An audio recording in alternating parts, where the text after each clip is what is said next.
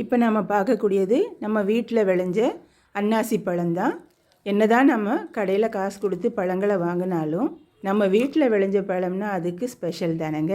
அன்னாசி பழம் சின்ன காயாக வந்தப்போவே நம்ம காணொலியாக போட்டுட்டோம். இப்போ இந்த காய் நல்லா பழுத்துடுச்சு.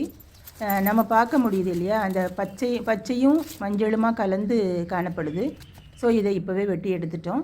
இனியும் விட்டு வச்சோம்னா நல்லா பழுத்துடும். அதனால தான் இந்த அன்னாசி பழம் வளர்க்குறது ஈஸி தான். நம்ம கடையில் வாங்கின அன்னாசி பழத்துலேருந்து அது மேலே உள்ள கொண்டையை நீக்கிட்டு பழத்தை நம்ம எப்பவும் போல் சாப்பிட்டுடுவோம். அதோட கொண்டையை தூக்கி போடாமல் நம்ம வீட்டு பக்கத்தில் சுற்றி உள்ள மண்ணில் நம்ம வச்சிட்டோம்னா அது ஆட்டோமேட்டிக்காக அது தானாக வளர்ந்துடும்.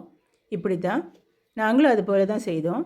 அது அழகாக நல்லா வளர்ந்து காய் கொடுத்துடுச்சு. இதோட 3வது காயின்னு தோணுது. நாங்கள் ஆல்ரெடி 2 காய் எடுத்துட்டோம். இனி என்னங்க, இதனுடைய தோலை நீக்கிட்டு நமக்கு பிடிச்ச விதத்தில் அதை சின்ன சின்ன துண்டுகளாக கட் பண்ணி சாப்பிட வேண்டியதுதான். எங்கள் காணொலியை பார்த்ததுக்கு நன்றி. தேங்க்யூ.